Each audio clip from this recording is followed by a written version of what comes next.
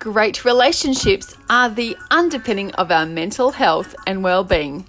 Join me, Jo Wilson, the Relationship Rejuvenator, for Is This Love podcast, designed to level up your relationship skills with short, succinct, and well-researched tips from not just me, but other experts in my field.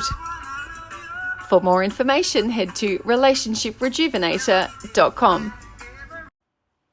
And this week in the counselling room, I'm talking about the theme of a lonely relationship lacks your inability to share your faults and fears. So we all arrive into our relationship with past experiences that have harmed us, as well as our own choices that we thought were good at the time.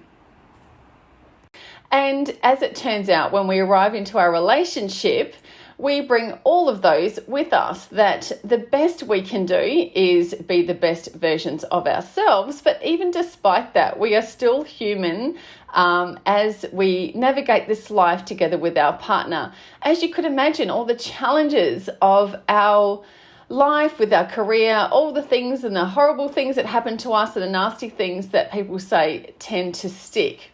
And as a result, if we don't enjoy a controlled thought life, if we don't ensure that we pay attention to ensuring that we realize that we are miraculously, uniquely created, that we can overcome the awful things of our past, that we can ensure that we create new neural pathways that ensure that we have nurturing self-talk that overcomes all of that, that we still, despite this, can turn up into our relationship as a flawed person. This is normal. And so what I wanted to just let you know today, that when couples like Bruce and Leonie come into my counselling room, they often feature a lack of their inability to share what they're scared about, what they're fearful of, and what also is something that is bothering them on an ongoing basis. And why is this? The reason is that we often are ashamed of our choices of the past. We are ashamed of who we are. And when you're in an intimate relationship, that is the greatest gift, that someone can enjoy you unconditionally for everything that you are, despite your bad bits. And so I really encourage you during this weekend to dig deep and be honest with yourself and your partner, to be able to communicate things that you might be hiding from them or even hiding from yourself. Because when you can fully embrace these things together, you can be a truly united force. Now, a couple of things that I find that couples will often gloss over in their relationship is that some huge things. Men, particularly, if I was to stereotype them, will be more likely to hide information about finances when things aren't going well. They often like to protect their partner, and in a heterosexual relationship, they're the ones that will be more likely to hide those types of information about bank accounts, or particularly when things aren't going well with regard to finances, often because of the respect that they so thrive on when they're using their talents and bringing in the money.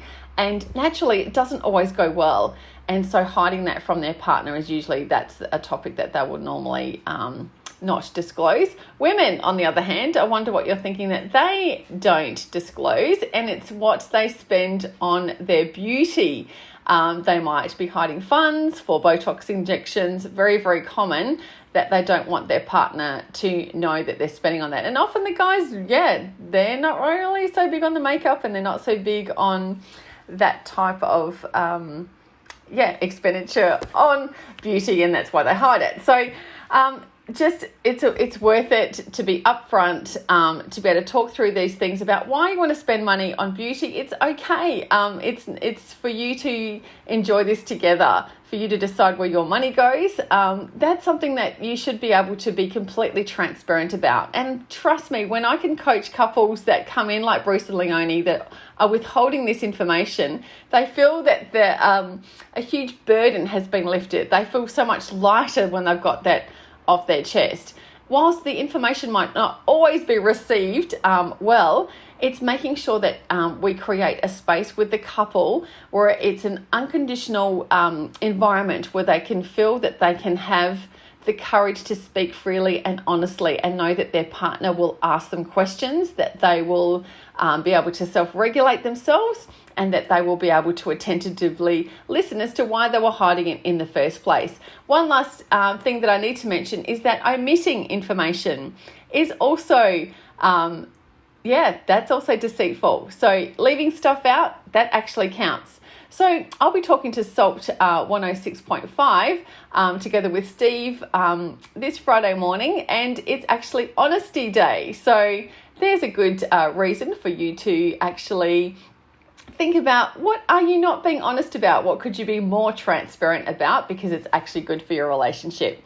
Thanks for joining in. I look forward to spreading the love next week for your weekend. Have a good one.